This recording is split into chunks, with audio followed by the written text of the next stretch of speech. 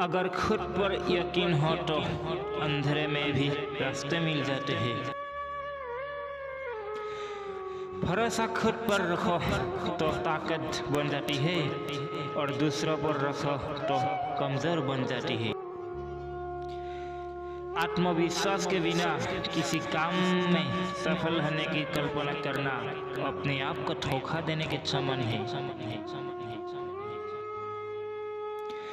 सफलता के लिए आत्मविश्वास जरूरी है और आत्मविश्वास के लिए तैयारी। हमें परिस्थितियों से भागना नहीं चाहिए, उनका सामना करना चाहिए।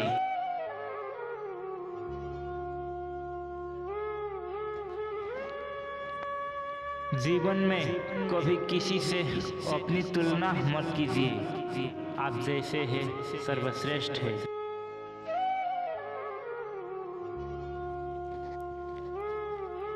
कोई भी लक्ष्य मनुष्य के साहस से बड़ा नहीं।